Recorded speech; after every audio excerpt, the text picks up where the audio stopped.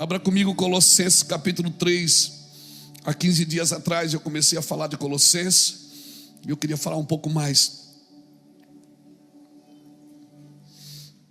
Sinto muita graça de Deus aqui hoje, irmãos. E não é falácia de pregador. Deus vai abrir portas para você nos próximos dias. Se prepare. Não desespera. Ele vai abrir uma porta. E você que veio morar na cidade está desesperado porque ainda não arrumou emprego, ainda não arrumou lugar, fica tranquilo. O Senhor vai te impressionar nessa semana.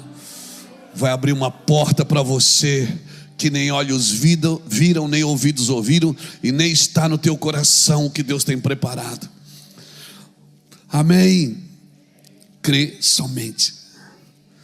Colossenses capítulo 3 diz assim, portanto, se foste ressuscitado juntamente com Cristo, buscai as coisas lá do alto, onde Cristo vive assentado à direita de Deus.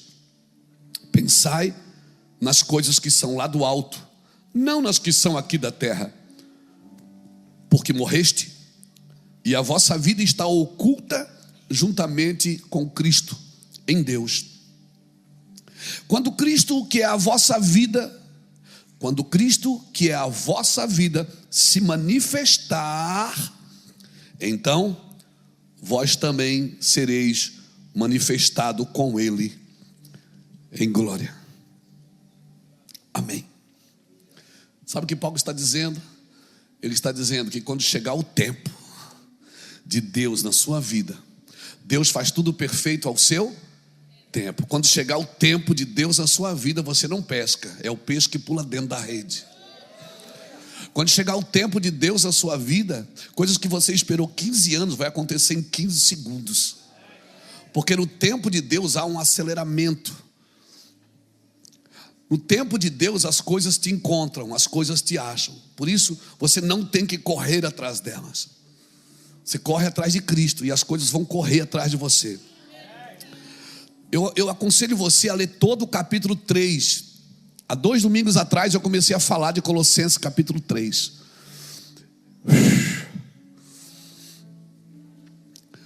E eu aconselho você a ler o capítulo 3 de Colossenses inteiro depois na sua casa. Porque ele diz, se você já ressuscitou com Cristo, você tem que fazer morrer a sua natureza terrena. E você tem que pensar nas coisas que são do alto. Porque onde estiver o teu tesouro, aí está o teu coração. Por isso canções como essa que o pastor Ricardo cantou aqui com a equipe, Maranata, a hora vem, Maranata, a hora vem. Essa é a esperança de todo crente.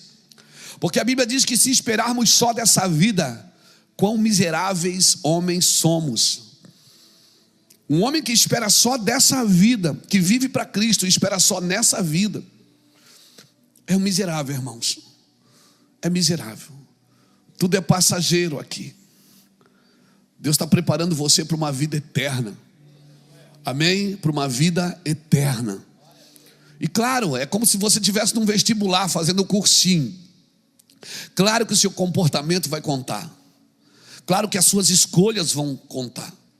Claro que a forma que você lida com pessoas e trata pessoas vai contar. Porque você está justamente num vestibular. Sinto graça de Deus aqui, irmãos. O amor de Deus está aqui. Deus vai te abraçar aqui nessa noite. Ele vai trazer uma paz para você tomar decisões nesses dias. Sobrenatural. Sobrenatural. Ei, Jesus. Ei, Jesus. Aleluia. Aleluia, Jesus. Aleluia, Senhor. Só Tu és Deus.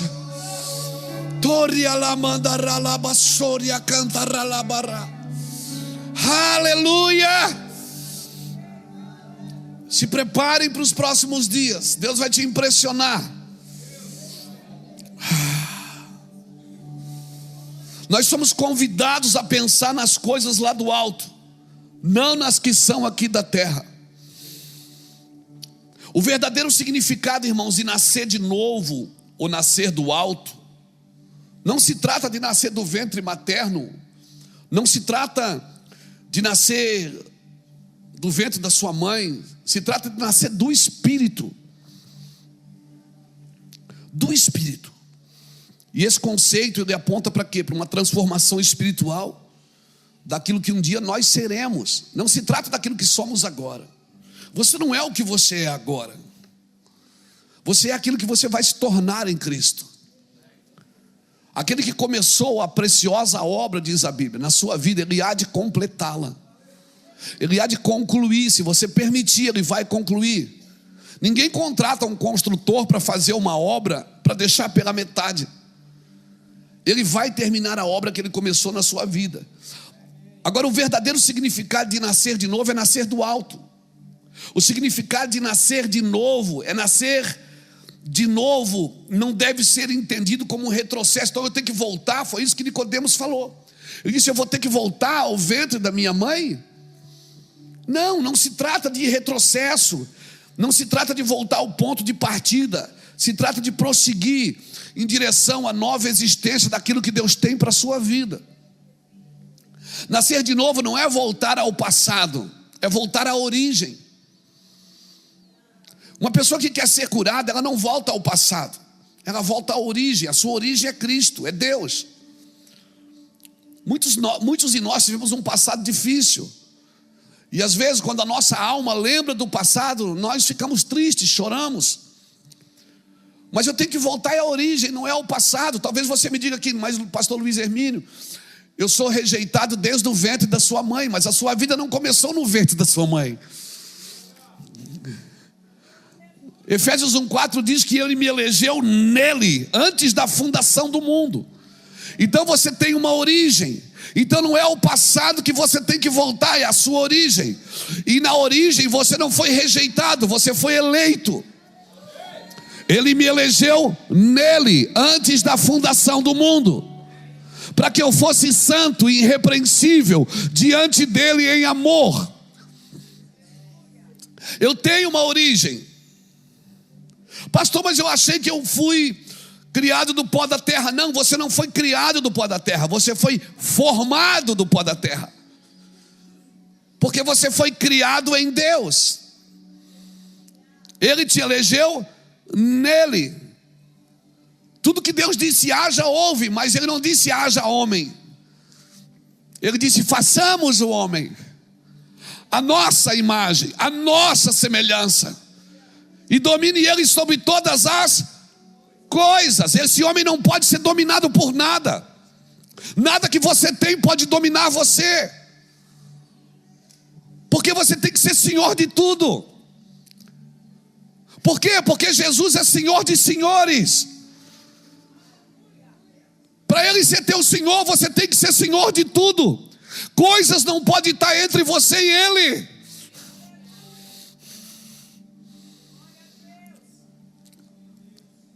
Porque tem pessoas que podem servir a Deus com coisas, mas não servir com a vida. Mas se você servir com a vida, certamente você também vai querer dar as coisas. Tem gente que só dá as coisas para se isentar da responsabilidade. Por isso que quando Davi foi fazer um sacrifício ao Senhor na eira de Araúna, Araúna disse para ele: não, pode pegar terra, rei. Ele disse: não, eu quero comprar. Não, rei, pega. O senhor Davi disse: não, eu não vou oferecer para o meu Senhor nada que não me custe alguma coisa. Às vezes, irmãos, nós acabamos de fazer um evento agora, a gente veio de Fortaleza, fizemos um evento lá. Os pastores de Fortaleza organizaram um evento no Iguatemi Hall, um lugar de shows, de evento. Alugaram lá, foi maravilhoso. E ninguém cobrou entrada. Ficamos 3 reuniões lá, muitas pessoas, milhares de pessoas, e ninguém cobrou entrada. E o pastor Jordano falou uma coisa interessante: tem gente que prefere pagar o ingresso, porque pagando o ingresso isenta a pessoa da responsabilidade, e também dá para ela o direito de exigir. Como nós não pagamos pela salvação, nós não temos direito de exigir. Já está consumado. Por isso você não decide quem é salvo e quem não é. Não é você que diz quem pode e quem não pode ser salvo, porque não te custou nada. E você não tem direito sobre a salvação, nem sua e nem da dos outros. É muitas vezes melhor pagar, porque o pagar isenta a gente. Eu paguei, eu quero privacidade, eu paguei, eu quero benefícios. Mas como nós não pagamos pela salvação, que eu tenho que servir a Cristo por amor, sem nenhum benefício. Mas às vezes eu sou arrastado para a igreja pelo benefício. Eu deixo de pensar nas coisas que são do alto, e eu não entendo o que é nascer de novo. Ou seja, eu sou evangélico, mas eu não nasci de novo. Eu sou crente, mas eu não nasci de novo. E este novo nascimento é como se fosse uma antecipação da nossa verdadeira essência, meu irmão. É uma antecipação da nossa verdadeira essência, da vida plena que está oculta em Cristo, que um dia será plena para nós. Não é plena agora, mas um dia será. Mas se você nasceu de novo, você pode ir vivendo a vida plena em Cristo. Se eu não me engano, o Salmo 16, ou 116, ou 26, está na Bíblia. Diz que na sua presença há plenitude de alegria. Deus não tem problema que você tenha outras fontes de alegria, mas desde que você entenda que plenitude de alegria é só na presença dEle.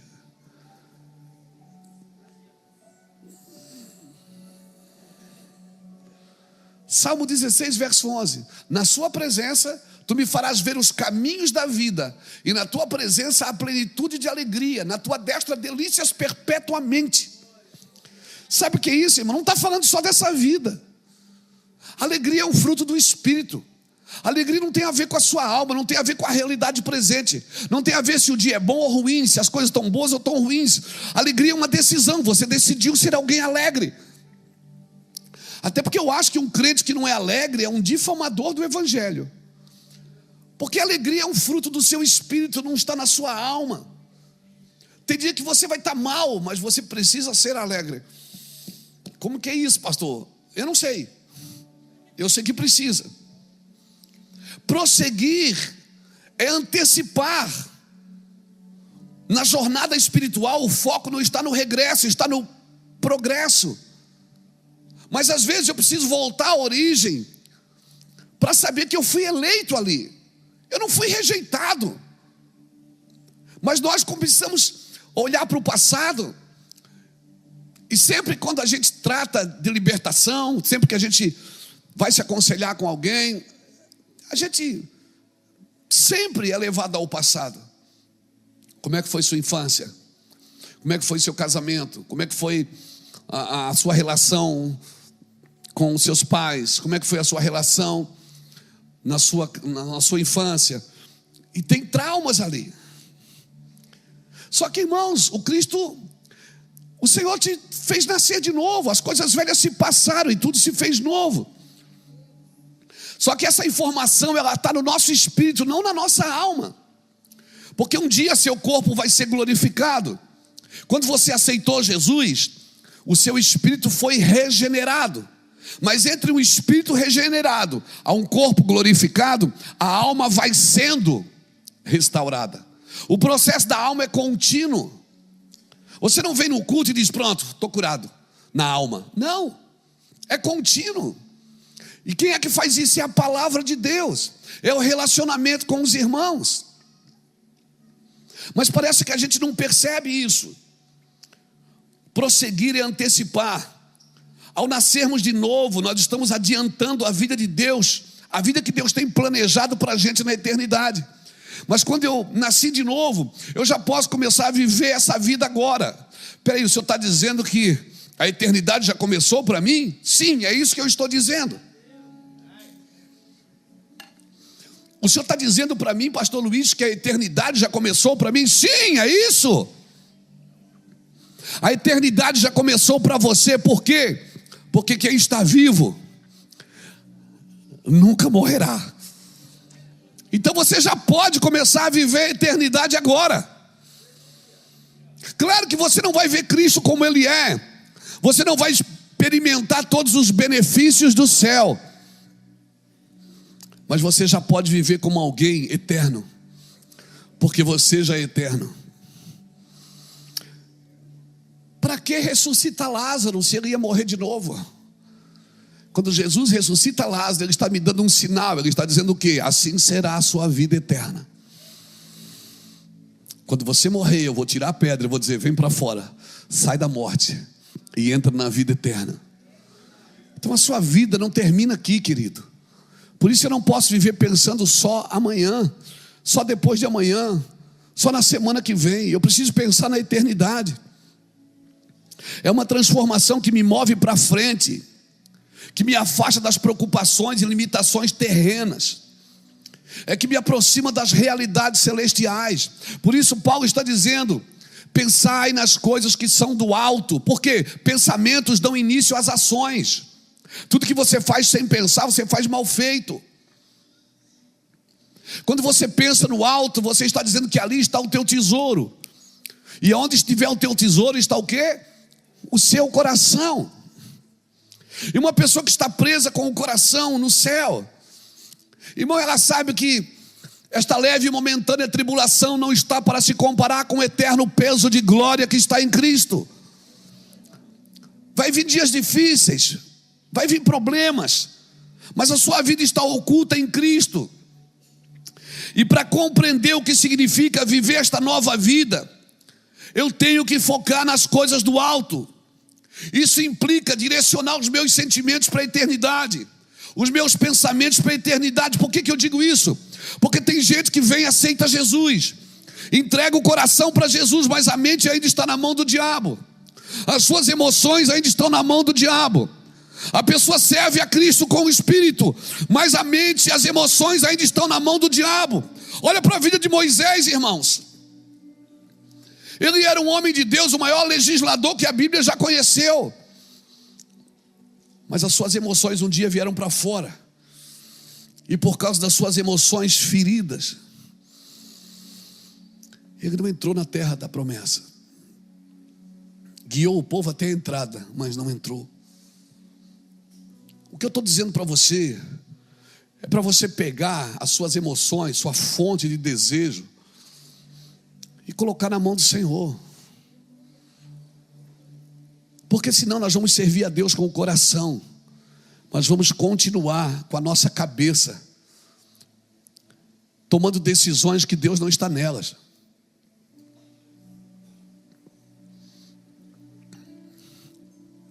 Em vez de a gente fixar nossa vida no céu, nós nos fixamos nas preocupações. O que é uma preocupação? É uma ocupação antecipada, pré-ocupada. A gente se ocupa antes do tempo. Se ocupa antes do tempo. E quando a gente não quer se ocupar antes do tempo, tem um monte de gente que fica lembrando a gente que a gente tem que se ocupar antes do tempo. Sabe qual é a impressão que eu tenho? Às vezes você senta no avião do lado de alguém e a pergunta é: o que você faz? E a gente vai falando: eu sou pastor, sou escritor, pastorei igreja e tal. E você? Eu sou CEO de uma empresa, tal, e isso e aquilo. A gente vai conversando, conversa o voo inteiro. Quando chega com o avião, pousa, valeu. Como é seu nome mesmo? Pois é, Alaédio. Eu fiquei 1 hora falando do que a pessoa fazia, mas não me atentei para quem ela era. Parece que hoje não está ocupado é sinônimo de desorganizado. Parece que todo mundo hoje tem que ter correria. Parece que você tem que viver na correria para ser alguém importante. Parece que se você não se organiza, qual é o seu plano de vida para o ano que vem? Não, eu não sei. Como não sabe? Ninguém mais depende do Senhor para nada, irmãos. Todo mundo tem tudo extremamente organizado. E diga para o Senhor: espera aí que eu estou me organizando. Às vezes Deus não pode ir nem no culto, porque se Deus no culto, Ele atrapalha a reunião. A gente tem horário para começar, horário para terminar, a música para cantar e a palavra para dizer. E se Deus chegar, ele é melhor que o senhor não venha. Manda os anjos que está legal. E a gente chama de culto para o Senhor. Por quê? Porque nós vivemos numa geração cheia de planos, cheia de ideias, sem direção. Ninguém mais depende do Senhor para nada. A gente tem tudo organizado. Já tem gente me ligando, me convidando para conferências do ano que vem. Eu digo, eu não marco conferência de um ano para o outro. Eu não sei o que vai acontecer. Eu não sei. 2017, depois você pega as nossas pregações antigas, 16, 17, 18, 19, por ali. A gente falou pelo menos por uns 5 anos, Deus está nos parando, Deus está nos parando, Deus está nos parando. Mas nós não tínhamos noção que era com a pandemia. A gente sabia que ia acontecer algo, mas não sabia o que era. Deus está nos parando, Deus está nos parando. A gente falava e continuava viajando, e continuava pregando, e continuava trabalhando. Chegou a pandemia em março no Brasil, em março de 2020. E parou o mundo. E aí a gente se reuniu e disse, puxa, a gente não tinha noção que Deus estava nos parando desse jeito. Porque a vida de Cristo, irmãos, é uma vida de constante renovação na sua mente. Um homem que vive com Cristo, ele tem constante renovação na mente. Hoje você tem tudo organizado, amanhã o Senhor diz, eu quero que você faça outra coisa. Você diz, não me atrapalha, Jesus. Ele diz, Luiz, você tem que entender que o homem espiritual é como o vento. Ele não sabe de onde vem nem para onde vai. Mas hoje, se você fala isso, você é desorganizado. Se você fala isso hoje, você está extremamente desorganizado. Você tem que ter um plano de ação para o ano que vem, Samuel. Porque se você não tiver um plano de ação para o ano que vem, como é que vai ser? Não, irmãos, se organize, seja alguém organizado, glória a Deus, mas deixa um hiato no meio, para que se Deus precisar, Ele entra ali, arranca você dali e diz, vem comigo. Eu tenho a minha agenda, tenho a agenda da igreja, tenho a agenda de atendimentos, mas chega a hora que Deus diz, vem comigo. Todo mundo vai dançar. E se prepare, porque muitos de nós, Deus vai fazer isso. Vem comigo. Fica tranquilo, você não vai morrer não. Vem comigo já, né? Vem comigo. Você diz, não, Senhor, agora não. Segura a onda aí. Querido, a vida em Cristo é uma vida de constante renovação, onde cada passo que você dá aproxima mais da plenitude que Ele te prometeu. E se você não está, nós achamos que cada ano que passa eu tenho que prosperar mais, enriquecer mais, ficar mais conhecido. Não, Jesus diz, você tem que ficar mais parecido comigo. Cada ano que passa você tem que ficar mais parecido comigo. E talvez você tenha que parar de crescer para multiplicar. Talvez você tenha que parar de fazer algumas coisas para poder fazer o que Deus está mandando você fazer. Então entenda, pensar nas coisas do alto é uma exortação de Paulo. É um chamado para uma mudança de perspectiva. O Senhor está dizendo, eu vou mexer na sua vida. Se eu perguntasse para você, meu irmão, minha irmã, Jesus pode mexer na sua vida hoje? Jesus pode mudar você de casa, de cidade, de igreja, de fé não, mas Ele pode mudar você. Jesus pode dizer assim, eu quero que você vá para tal lugar, eu quero que você agora trabalhe com outra coisa.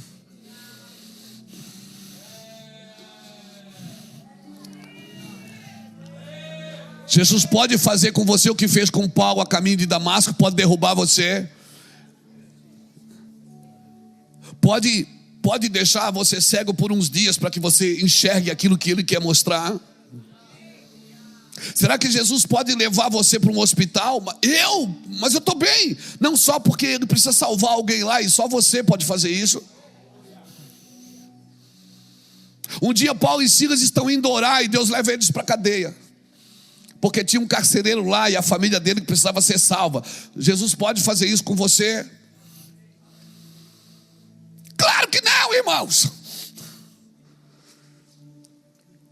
Porque nós queremos que Jesus nos guie quando nós estamos no controle. Eu não solto a boleia, eu não solto o volante. Jesus pode fazer isso, mas só se eu estiver no controle. Jesus disse: não, os teus caminhos não são como os meus caminhos, nem os teus pensamentos são como os meus pensamentos. Os meus caminhos são mais altos que os seus caminhos, e os meus pensamentos são mais altos que os seus pensamentos. Será que Jesus pode mexer nas nossas vidas? Esse é o grande risco de pensar nas coisas que são do alto. Esse é o grande risco de pensar nas coisas que são de cima.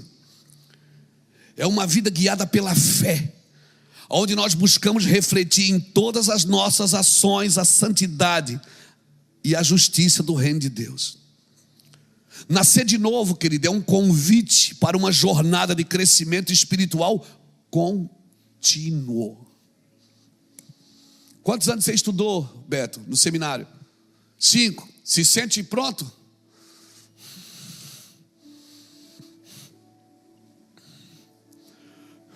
Não crie falsas linhas de chegada para achar que já chegou.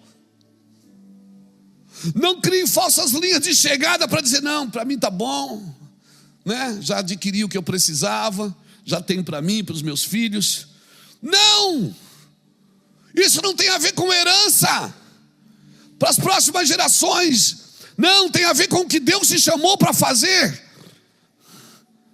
Já preguei no mundo inteiro. Eu já fui em 50 nações, mais de 50 nações, pregar o evangelho.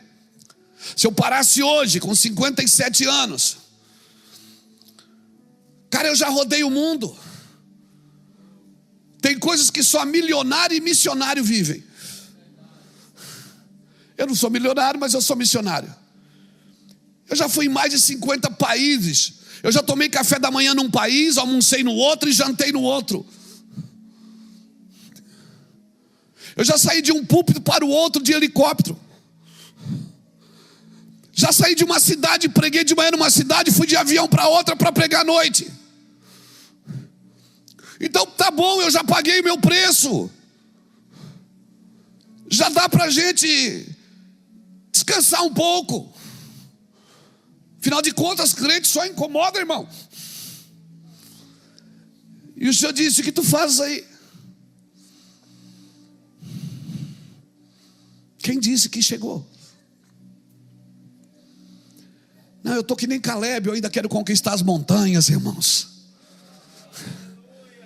Eu estou que nem Caleb, que com quase 78 anos, ele disse: essas montanhas são minhas. E sabe o que é conquistar uma montanha? Que você vai ter que subir.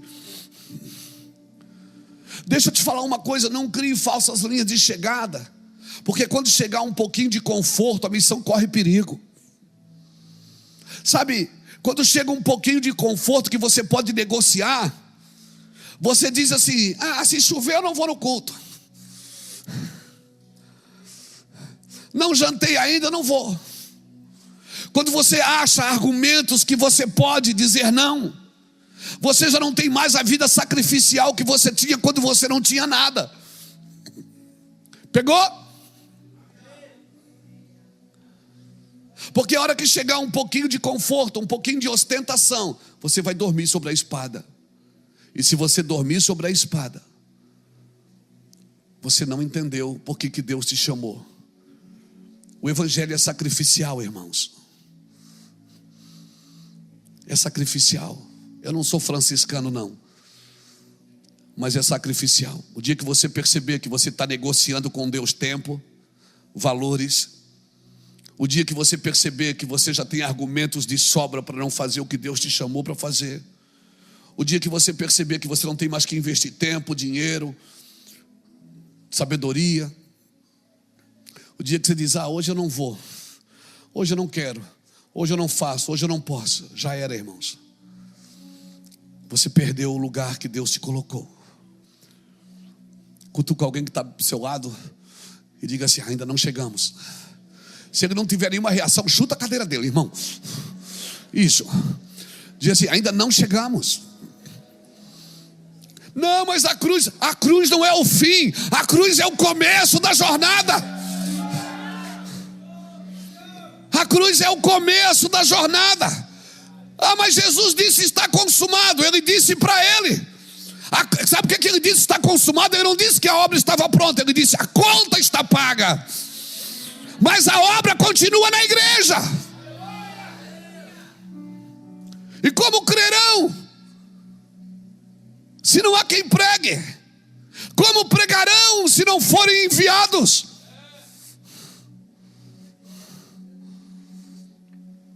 Pensa nas coisas do alto, irmãos. Não chegamos não chegamos em lugar nenhum. Nascer de novo não é um retorno ao passado, mas é um avanço em direção ao futuro prometido por Deus. Quando você foca nas coisas do alto, você está antecipando a vida plena que Cristo preparou para mim e para você. Se entusiasme, meu irmão. Mas está fraco, da fraqueza tire força. Esprema os olhos até você chorar de novo. Busque em você lágrimas de paixão. Se prepare para a eternidade enquanto caminha nessa terra. Pensa nas coisas lá do alto. Pensar nas coisas do alto é viver em constante transformação, crescendo na fé, crescendo na compreensão, no propósito divino que Deus tem para a sua vida. A oração do Pai Nosso não mudou. Venha a nós o teu reino, seja feita a tua vontade. A tua. Não a minha, não a do Mevan, não. Seja feita a tua vontade, aqui na terra como é no céu. Sim, nós temos um modelo a ser seguido, é o alto. É o alto que as ações e orações dos crentes devem estar alinhadas com a vontade divina, conforme foi realizada no céu, irmãos. Sabe que eu oro pela nossa geração por mentes celestiais. Eu sei que você ama Jesus. Está no seu rosto, você ama Jesus.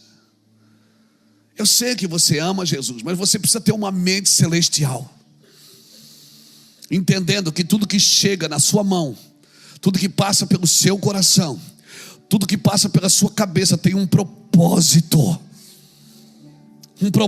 divino, irmãos. Um propósito divino. Mentes celestiais é quando os crentes são chamados a viver não conforme o padrão da terra, mas conforme os padrões do céu. Isso significa o quê, pastor? Que a sua esperança e comportamento deve estar enraizado na eternidade, numa realidade celestial prometida por Deus, e não em circunstâncias terrenas. Os dias são maus, mas essa não é a sua agenda. A sua agenda é a Bíblia. E a Bíblia falou que os dias seriam maus, mas você é diferente. Tu, porém, fazes diferente. Bota aqui para mim, querido, 2 Timóteo capítulo 3. Olha o que diz 2 Timóteo 3.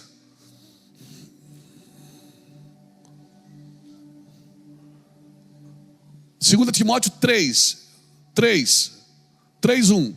Sabe, porém, isto: nos últimos dias sobrevirão tempos difíceis, pois os homens serão egoístas, avarentos, jactanciosos, arrogantes, blasfemadores, desobedientes aos pais, ingratos, irreverentes, desafeiçoados, implacáveis, caluniadores, sem domínio de si, cruéis, inimigos do bem. Meu Deus, que currículo, hein? Traidores, atrevidos, enfatuados, mais amigos dos prazeres do que amigos de Deus, tendo forma de piedade. Parece que eles estão fazendo tudo isso por amor, mas não é. Rogando-lhe, entretanto, o poder. Foge também destes, pois entre estes se encontram os que penetram sorrateiramente nas casas e conseguem cativar mulherinhas sobrecarregadas de pecado, conduzidas de várias paixões, que aprendem sempre e jamais podem chegar ao conhecimento da verdade. E de modo... Aí cita 2 exemplos, Janes e Jambres. Resistiram a Moisés também, estes resistirão à verdade. São homens de todo corrompidos na mente, réprobos quanto à fé. Eles todavia não irão avante. Isso tem prazo de validade. Isso não é eterno, isso tem prazo de validade. Porque as suas insensatez será a todos evidente, como também aconteceu com a daqueles. Tu, porém, agora é contigo. Ele está dizendo, sabe como é que vai ser o mundo? O mundo vai ser assim. Agora ele está falando com um crente. Ele está dizendo assim, ó, tu porém tens seguido de perto o meu ensino, procedimento, propósito, fé, longanimidade, amor e perseverança. As minhas perseguições e os meus sofrimentos, quais me aconteceram em Antioquia, Icônio e Listra, que variadas perseguições tenho suportado, de todas, entretanto, me livrou o Senhor. Ora, todos quantos querem viver piedosamente em Cristo Jesus serão perseguidos. Está sendo perseguido? Ainda não. Ainda não.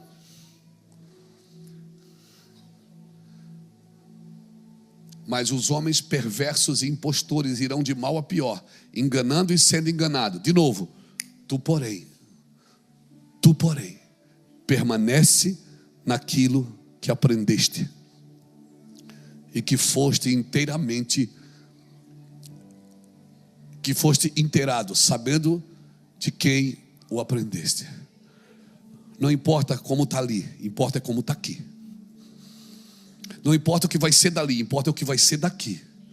Tu, porém, é diferente. Mas o mundo, tu, porém, não és assim. Mas ninguém ama mais ninguém, tu, porém, não és assim. Mas os homens são arrogantes, tu, porém, não és. Os homens são mentirosos, tu, porém, não és. Mas eles enganam, mas tu, porém, não és assim. Tu tens uma herança, tens um DNA, tens uma origem. Tu crês. Tu não podes fazer igual.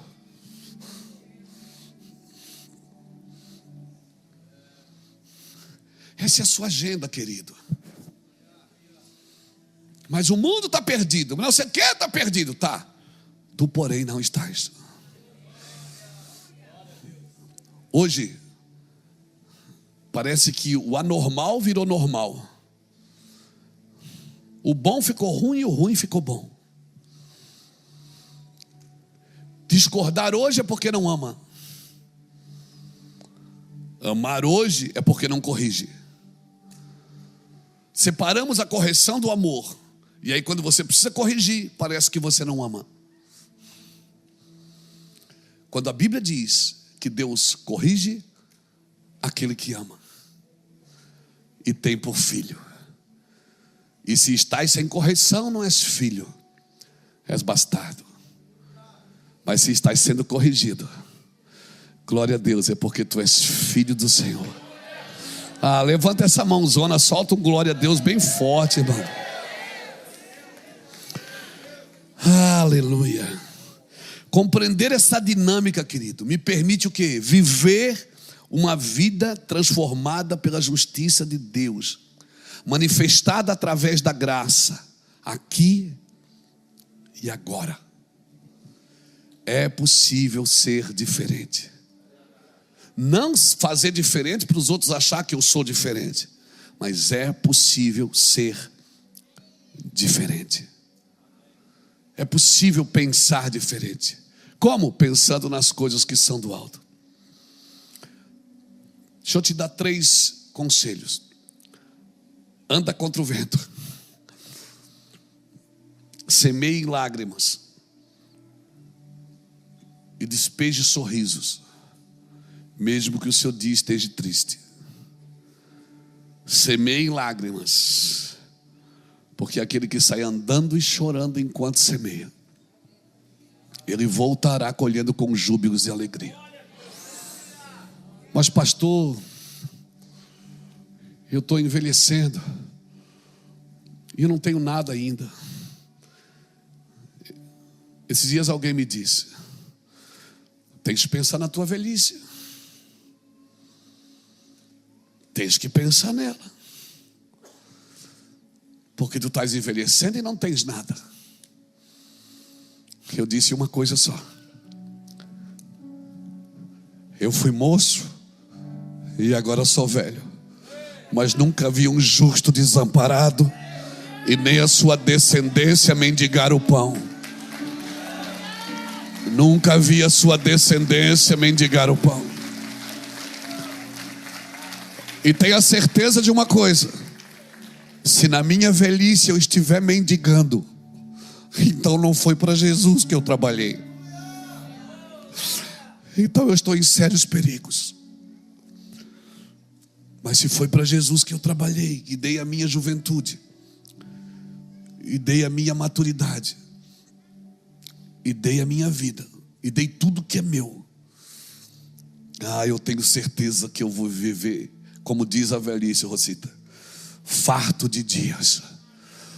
Porque aqueles que esperam no Senhor serão como a palmeira plantada junto ao ribeiro. Na sua velhice ainda darão frutos, e os frutos serão viçosos. Se prepara, meu velho, para dar fruto na velhice.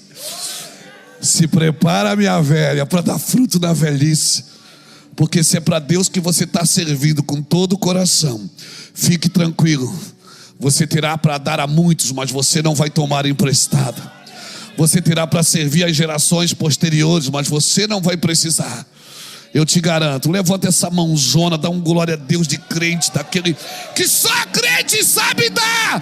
Glória a Deus, glória a Jesus, aleluia. Eu quero viver a realidade do céu na terra. No céu não tem acusadores, o acusador já foi expulso. Como é que é isso, pastor? Vamos lá. Romanos capítulo 8, versículo 1 diz: agora, pois, já nenhuma condenação há para aqueles que estão em Cristo Jesus, porque a lei do Espírito da vida em Cristo Jesus te livrou da lei do pecado e da morte. A cruz acabou com os acusadores na eternidade. Como que é isso, pastor? We were in love that never meant to stay. Some things are real, even when they fade.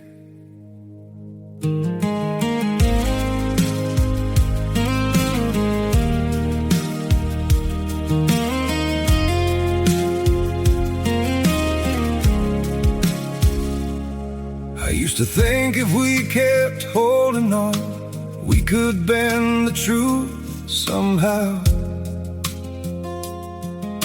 But love can't fight what's pulling us apart, and it's breaking us down now.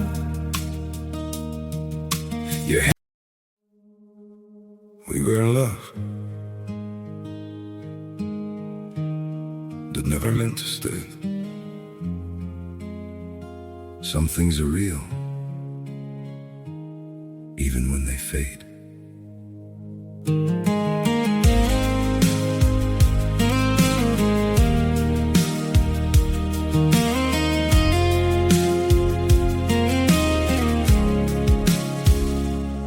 I used to think if we kept holding on, we could bend the truth somehow. But love can't fight what's pulling us apart, and it's breaking us down now.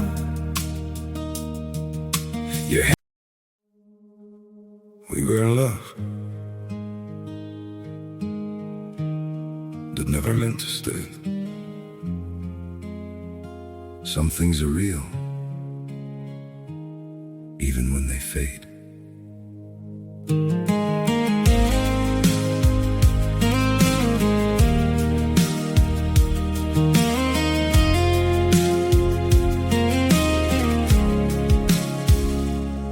I used to think if we kept holding on, we could bend the truth somehow.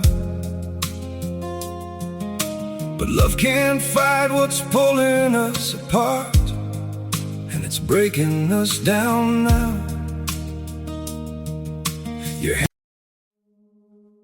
We were in love.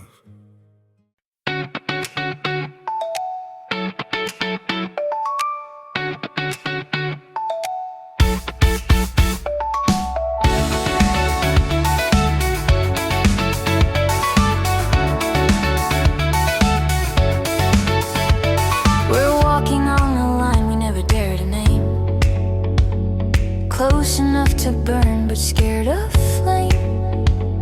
Your fingers brush my hand like passing light, a promise trembling somewhere in the night.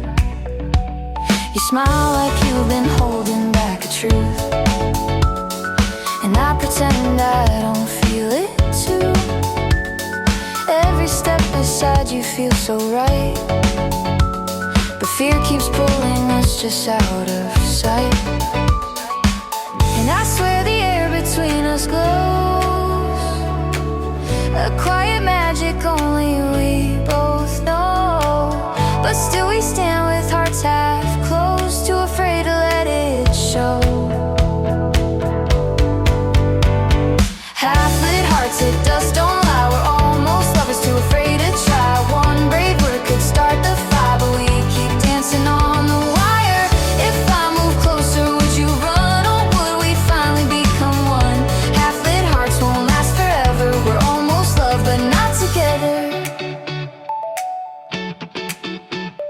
Your laughter lingers like a gentle storm, wild, uncertain, beautifully warm. You look away when I hold your gaze, two restless souls stuck halfway. I memorize the things you never say, the way your voice gets soft at the end of the day. If you weren't standing in our way, would you choose to stay? Bota aqui Apocalipse capítulo 7, ou melhor, capítulo 12. Apocalipse 12, versículos 7 a 12.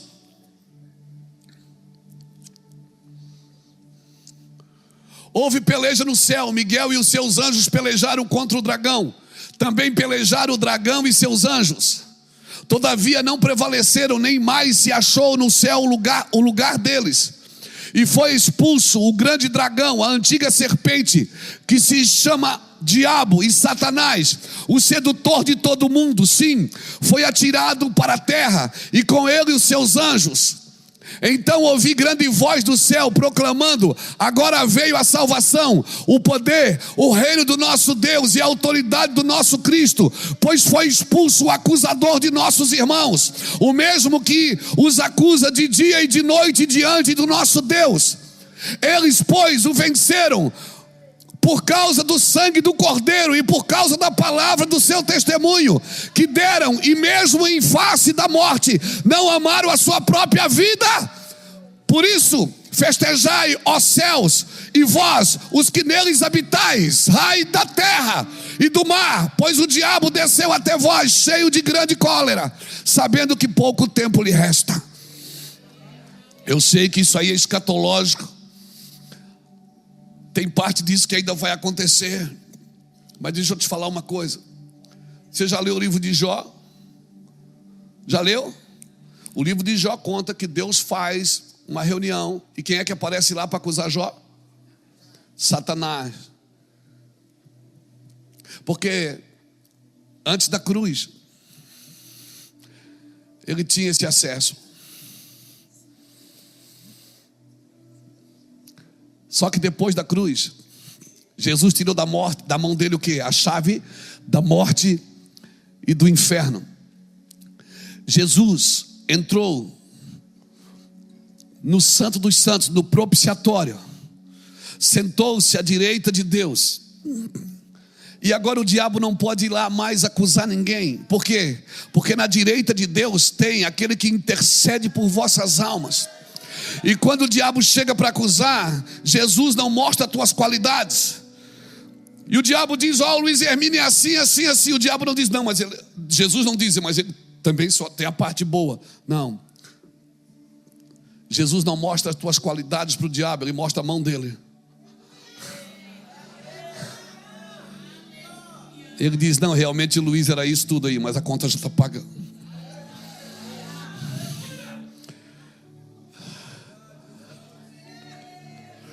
E o diabo quer te acusar, o Senhor diz: não, é verdade, você tem razão, Satanás. Ele realmente era assim, mas a conta está paga. Jesus não fala nada. Por isso, tenha ousadia para entrar no Santo dos Santos. pelo novo e vivo caminho, pelo sangue da nova aliança. O diabo não pode entrar, mas tu podes. O diabo não pode entrar, mas tu podes. Tenha ousadia para entrar no Santo dos Santos, pelo novo e vivo caminho, pelo sangue da nova aliança. Sabe por que você não entra? Porque você acha injusto, você acha indigno, e realmente você é, e eu também. Mas tem alguém que nos dignificou pelo sangue da nova aliança. Você não vai entrar porque você é bom, você vai entrar porque Jesus pagou a conta. A conta está paga, está consumado. Vai lá, meu filho, entra lá, vai ficar com o teu Senhor. Vai lá, a porta está aberta. Amém, querido. Ela é estreita, mas ela está sempre aberta. Ela é estreita, mas ela está sempre aberta. O caminho é apertado, mas ele existe, ele está aberto para você. Aleluia! Alguém está me entendendo aqui? Aleluia! Aleluia! A cruz acabou com os acusadores. Ele removeu os acusadores. Quando Jesus desfez a dívida na cruz, os acusadores não têm mais dívida para cobrar. Ei, os acusadores não têm mais dívida para cobrar. Colossenses capítulo 2, que ele riscou o escrito de dívida que era contra nós, cravando na cruz. Porque agora tem um homem no céu que intercede pela minha humanidade.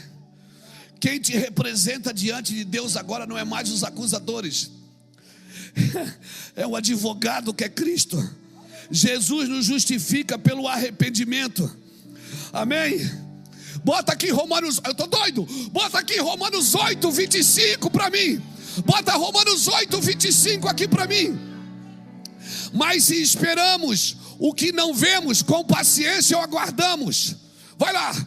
Também o Espírito semelhantemente nos assiste em nossas fraquezas, porque não sabemos nem orar como convém. Mas o mesmo Espírito intercede conosco sobremaneira com gemidos inexprimíveis. Vamos lá. É aquele que sonda os corações, sabe qual é a mente do Espírito, porque segundo a vontade de Deus é que ele intercede pelos santos. Sabemos que todas as coisas cooperam para o bem daqueles que amam a Deus, daqueles que são chamados segundo o seu propósito.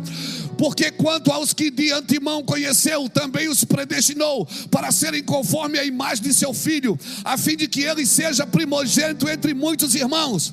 Vai lá. Que diremos, pois, à vista destas coisas? Se Deus é por nós, quem será contra nós? Versículo 32. Aquele que não poupou seu próprio filho, antes por todos nós o entregou, porventura não nos dará graciosamente com ele todas as coisas? Agora aqui que maravilhoso. Quem intentará acusação contra os eleitos de Deus? É Deus que o justifica. É Deus que o justifica. É Deus que o justifica. É Deus que o justifica. Vai lá. Quem os condenará? É Cristo Jesus que morreu, ou antes quem ressuscitou, a qual está à direita de Deus e também intercede por nós. Quem nos separará do amor de Cristo? Será a tribulação? Será a angústia? Será a perseguição? Será a fome? Será a nudez? Será o perigo? Será a espada? Como está escrito, por amor de ti somos entregues à morte todo dia. Fomos considerados como ovelhas para o matadouro.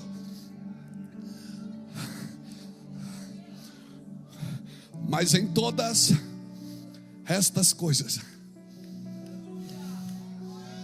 não é sem elas, não é longe delas, não é fora delas, é no meio delas. Em todas essas coisas, porém, somos mais do que vencedores por meio daquele que nos amou.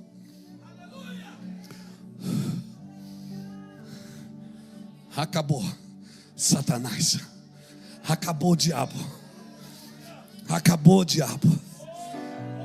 Acabou, Satanás.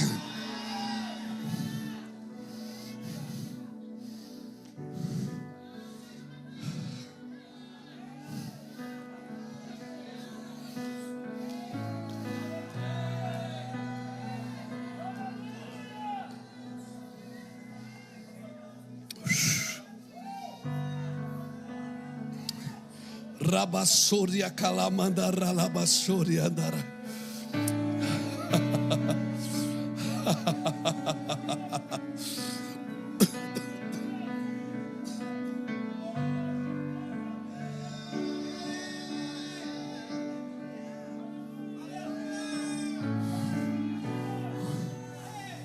Então não tem nada que você pode fazer para Deus te amar mais.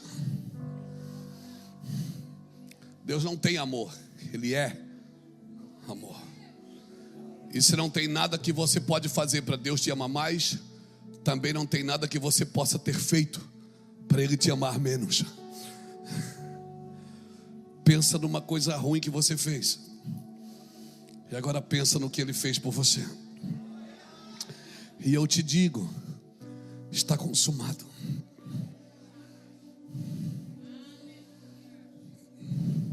Por isso você que veio aqui hoje, que ainda não entregou sua vida para Cristo, hoje é sua noite. Você que veio aqui hoje, que ainda não disse sim para o meu Jesus. Você que veio aqui hoje, que ainda não disse eu quero servir a Cristo. Pastor, o Senhor está dizendo que eu posso? Podes. Quem intentará acusações? Quem pode parar um rio que corre para cima? Quem pode mudar isso na sua vida? Ninguém. O diabo não tem mais acesso ao trono para te acusar, porque os acusadores foram sacados. Por isso que quem acha que vai achar lugar no coração de Deus acusando os outros, está servindo ao diabo e não a Deus.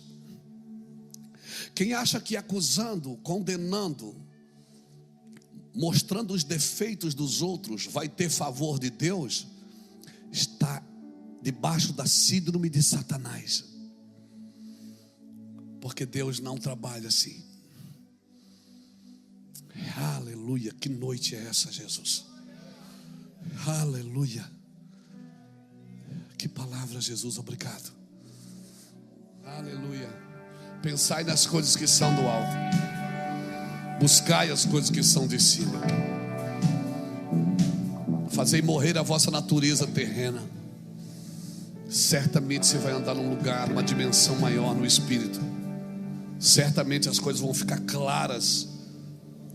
Óbvio, o óbvio vai ser óbvio para você. O óbvio é o espiritual, irmão, não é a realidade presente. A realidade presente não é a sua agenda é o que Deus falou acerca de você. Você tem uma agenda para cumprir, uma agenda bíblica. E a Bíblia diz que nos últimos dias, por se multiplicar a iniquidade, o amor de quase todos esfriaria. Mas o seu não, tu porém és diferente. Jesus disse que se ele chegasse, será que ele acharia fé na terra?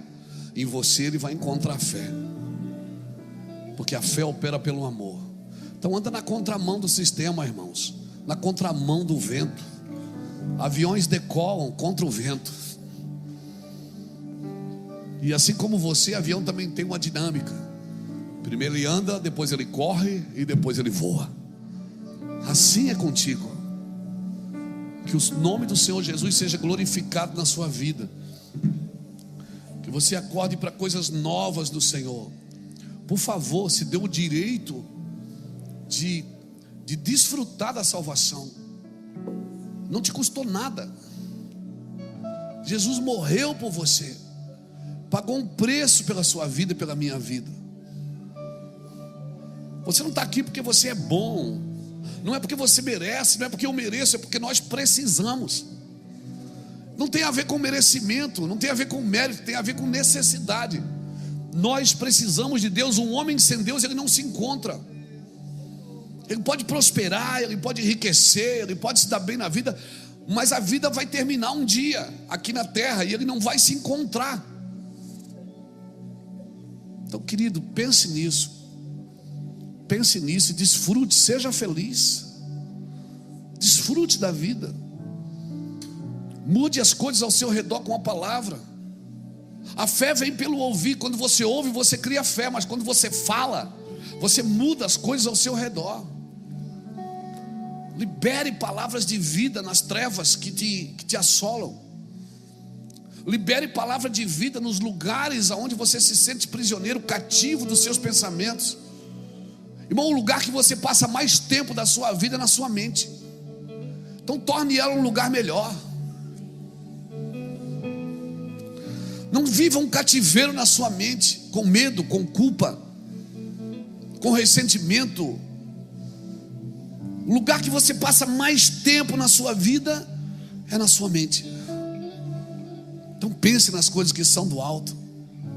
A pessoa que mais condena você é você mesmo.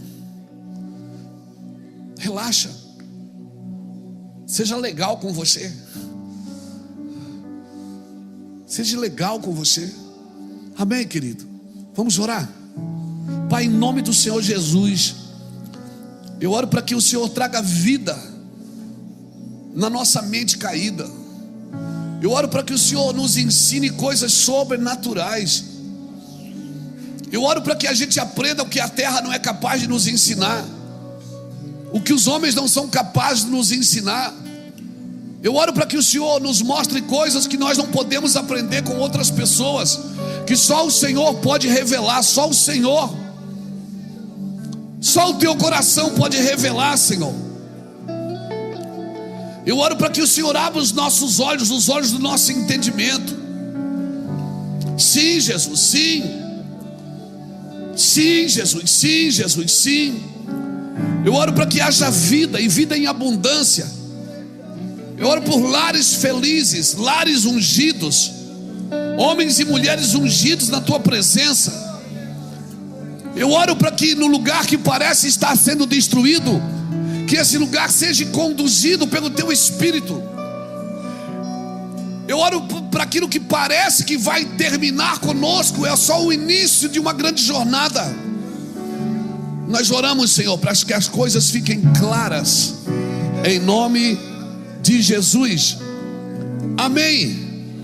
Amém, irmãos. Amém. Você recebe essa palavra. Essa mensagem ela fica no nosso canal, no canal do Mevan Global. Se eu sou você, eu assisto de novo. Por quê? Porque para você guardar bem o que foi dito. Anote, escreva, faça propósitos com Deus.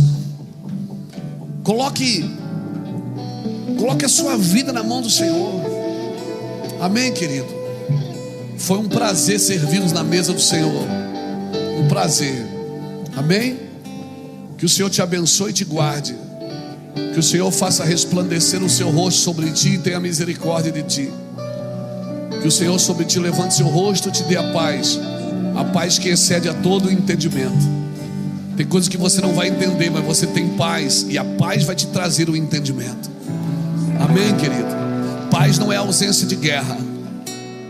Na realidade, só sabe guerrear quem vive em paz. Amém? Que Deus te abençoe. Vai na paz.